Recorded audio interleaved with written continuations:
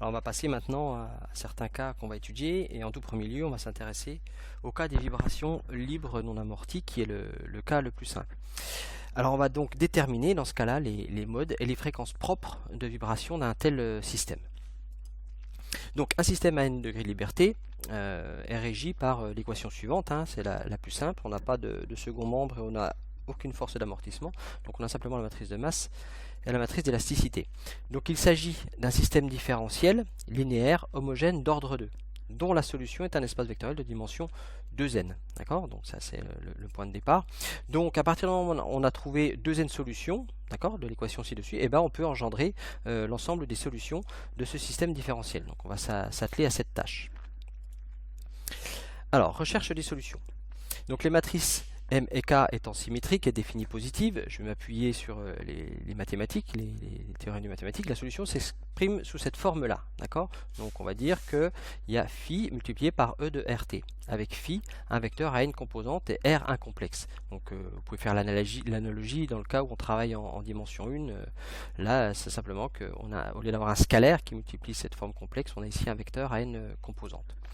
Alors, qu'est-ce que ça signifie physiquement? Ça signifie que toutes les coordonnées généralisées, donc je vous rappelle, les coordonnées généralisées correspondent au déplacement des solides de notre système, d'accord, à un facteur près, suivent exactement la même loi temporelle, d'accord. C'est-à-dire que le déplacement de la masse 1 va suivre la même loi temporelle. La loi temporelle, c'est ce qui est facteur de t, multiplié par une certaine constante, donc en fait une certaine amplitude si vous voulez, de façon assez simple. Et puis U2 va suivre la même temporelle avec et ainsi de suite. Voilà ce que ça signifie. Alors, on va utiliser donc l'équation 2 ici, d'accord, les déplacements s'expriment phi e de rt, qu'on va reporter dans l'équation de départ, à savoir mu seconde plus ku égale 0. Si je remplace, je me retrouve simplement avec cette équation à résoudre, d'accord. On a du r carré m plus k phi e de rt. Quand on a dérivé deux fois l'exponentielle, on a le r qui va venir deux fois dans le cas du u seconde. Et donc maintenant on va chercher la solution de cette équation, et si on trouve la solution de cette équation, eh bien on pourra exprimer les déplacements de chacune des masses de nos systèmes. Alors on va maintenant s'atteler à la tâche de savoir comment annuler la quantité qui est à gauche du signe égal de l'équation.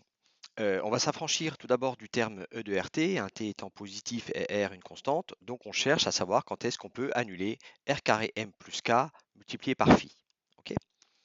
Alors, on va tout d'abord s'intéresser au vecteur phi, le cas où celui-ci est nul. Si le vecteur phi est nul, je vous renvoie à l'équation numéro 2 qui est en haut de cette diapositive. Vous constatez alors que les déplacements U sont nuls, donc le système est immobile. Alors c'est certes une solution, mais ce n'est pas celle qui va nous intéresser dans le cadre du cours des vibrations. Donc on va s'intéresser au cas où phi est différent de 0, d'accord? Donc on a un vecteur phi qui existe, et dans ce cas, pour annuler la quantité qui est écrite sur l'équation précédente, il faut que le déterminant de r carré m plus k soit égal à 0. Alors on appelle cette équation l'équation aux valeurs propres en r carré. Alors elle est de degré n, je vous rappelle qu'on travaille avec des matrices carrées de taille n pour m et k. Donc comme elle est de degré n en r carré, elle possède 2n racines. Okay. Alors on peut montrer que si M et K sont définies positives, ce qui sera le cas dans les configurations que nous allons étudier, alors les solutions de l'équation 4 sont imaginaires pures et conjuguées de la forme plus ou moins I oméga indice I variant de 1 à n, avec oméga I des réels positifs. Et on classe systématiquement ces réels dans l'ordre croissant pour que lorsqu'on échange avec la communauté, on parle un peu tous de la même chose. Donc ces valeurs oméga i sont les pulsations propres de notre système. Donc à la différence de ce que l'on a vu précédemment lorsqu'on a un seul degré de liberté, on avait une seule pulsation propre qu'on appelait petit oméga. Ici, si vous avez n solide, vous avez n degrés de liberté, donc vous avez n pulsations propres. Okay, donc je vous ai ici marqué la fréquence propre associée. De la même façon, vous avez la période propre qui est associée à ces pulsations propres. D'accord? Alors, il faut que vous fassiez vraiment le parallèle avec les mathématiques, hein. Ces pulsations propres que l'on vient de déterminer, en fait, correspondent simplement à des valeurs propres d'une matrice. Ok. Alors, de la même façon que l'on associe des vecteurs propres à des valeurs propres en mathématiques, eh bien, nous allons associer des modes propres à ces pulsations propres. D'accord? Donc, à chaque pulsation propre oméga i que l'on a calculé va être associé un mode propre de vibration phi i. Alors physiquement, ces modes propres représentent la déformée spatiale du système. Alors je peux concevoir que pour certains ou certaines d'entre vous, la déformée spatiale d'un système discret composé de plusieurs solides n'est pas forcément très claire dans votre esprit. Rassurez-vous, nous allons faire des applications en TD qui vont vous permettre, j'espère, de mieux comprendre cette notion. Alors, donc, les solutions sont les suivantes, hein. Je vous rappelle qu'on avait écrit ça sous forme complexe avec le conjugué, donc on a un phi I oméga I, puis on a la même avec le conjugué. Si on peut engendrer les solutions avec l'ensemble des solutions avec celle-ci, alors il en est de même pour phi I cos oméga IT et phi I sinus oméga IT. Hein. Bon, c'est la même chose lorsqu'on est en dimension 1, là c'est en dimension n, mais appliqué à chaque mode propre. Ok. Donc, je vous l'ai déjà dit dans la diapositive précédente, on a bien les deux n solutions cherchées, d'accord. Et ces deux dernières sont de type harmonique, d'accord, avec des pulsations oméga i, où tous les points vibrent en phase, d'accord, puisque tous les points vont avoir les mêmes pulsations oméga i, d'accord, pour une pulsation propre donnée. Alors, donc un petit récapitulatif, hein. Les deux n solutions de cette équation différentielle sont de cette forme-là, d'accord, avec les petits oméga i et les phi qui sont solutions, d'accord, de cette équation-là. Voilà ce qu'on vient de montrer. Alors la solution générale, elle s'écrit de cette façon-là, hein, c'est une somme de i égale 1 à n de toutes les solutions qu'on a trouvées pour i variant de 1 à n, où a, i et bi sont des constantes que l'on peut déterminer si on a des conditions initiales. Ok. Alors, une remarque très importante et qui est assez simple mais dont il faudra se souvenir, c'est que les modes propres en fait sont définis à une constante multiplicative près.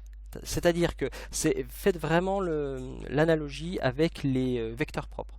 Si phi i ou un vecteur propre est solution de cette équation, de cette matrice multipliée par ce mode propre ou ce vecteur propre, alors il en est de même pour alpha phi, alpha étant réel, d'accord? C'est-à-dire qu'on trouve toujours la solution à un vecteur près. Rappelez-vous, quand on trouve des vecteurs propres, on dit qu'on trouve une classe de vecteurs et on les trouve toujours à une constante près. Et bien c'est exactement la même chose. Là on fait une analogie avec les mathématiques. Alors en pratique, pour qu'on ait tous les mêmes modes, hein, on normalise ceci pour avoir une définition unique. D'accord. Alors il y a plusieurs normalisations qui existent et nous on va utiliser celle-ci, c'est celle qui est communément admise, hein, à savoir que la transposée du vecteur fois la matrice M fois le mode propre est égal à 1. Alors on verra, on mettra ça en pratique en TD, c'est-à-dire qu'on va dérouler le calcul, on va trouver des modes propres, je dis vecteurs propres mais c'est la même chose, des modes propres, et ensuite on va les normaliser pour avoir une définition unique. Alors on va démontrer une propriété fondamentale de ces modes propres qui, vous allez voir par la suite, vont nous être très utiles, c'est l'orthogonalité de ces modes propres. Alors, on va se donner deux modes propres, d'accord, phi i et phi j, associés aux valeurs propres évidemment, petit oméga i et petit oméga j. Je vous rappelle, mode propre associé à des pulsations propres ou vecteurs propres associés à des valeurs propres, c'est un peu la même chose, hein. Mode propre et puis pulsation propre, j'ai mis valeur propre ici mais c'est la même chose, c'est le terme qu'on va utiliser en vibration en physique, et puis vecteur propre et valeur propre, c'est le vocabulaire qu'on va utiliser en mathématiques, mais on parle de la même chose, hein. Alors donc ces modes vérifient les relations d'orthogonalité suivantes, à savoir que le produit ici, donc avec la matrice d'élasticité, et puis évidemment je peux changer l'ordre des indices, hein, est égal à 0, et on a la même relation d'orthogonalité avec la masse m. Donc ici on parle de K orthogonalité, et ici on parle de la M orthogonalité. Alors on va faire la démonstration de ces égalités qui est triviale, hein, qui est très simple sur la diapositive suivante.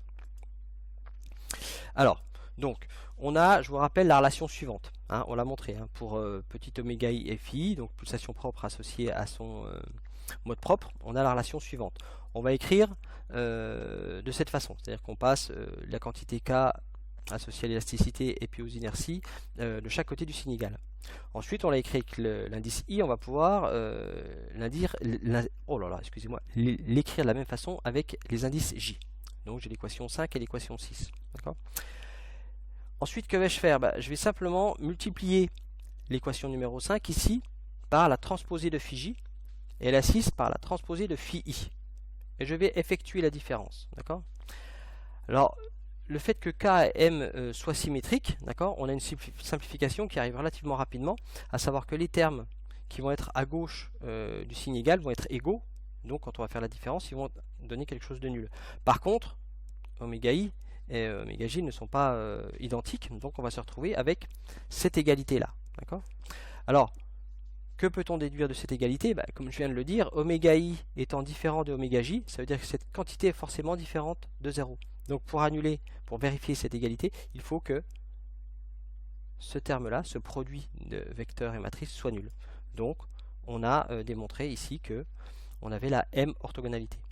Ayant la m orthogonalité, d'accord, eh bien il suffit d'utiliser ensuite l'équation 5, ou la 6 comme vous voulez, avec les indices, et on en déduit directement la k orthogonalité. D'accord?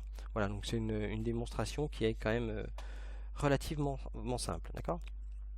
Alors, bon, vous allez me dire, ok, on a trouvé une relation mathématique, quel en est le sens physique de ces relations d'orthogonalité? Alors voilà ce que ça veut dire. Au niveau énergétique, ça signifie que le travail des forces d'inertie et élastique, alors les forces d'inertie, c'est avec la masse m, et les quantités d'accélération, et les forces élastiques, c'est du ressort, d'un mode donné, lors du déplacement suivant un autre mode est nul. D'accord? La projection en fait de cette force sur un autre mode est nulle. Voilà ce que ça signifie physiquement. Alors, compte tenu de la propriété d'orthogonalité et la normalisation qu'on a définie, je ne sais plus, 2 ou 3 diapositives précédemment, que je vous ai rappelé ici, eh ben, on obtient les relations suivantes. D'accord? C'est-à-dire que la matrice associée à ce produit-là devient simplement la matrice identité. Et donc la matrice ensuite associée à la quantité K, on a les K1 et les Kn sur la diagonale, est représentée par les pulsations propres. Alors pourquoi on retrouve les pulsations propres? Parce que quand on normalise, en fait, on va être amené à diviser les quantités qui sont sur la diagonale par m. Je vous rappelle que pour un système à 1 degré de liberté, que l'oméga est égal à racine de k sur m. Donc on retrouve ici sur la diagonale les pulsations propres. Et on va noter cette matrice grand delta. Voilà pour les notations.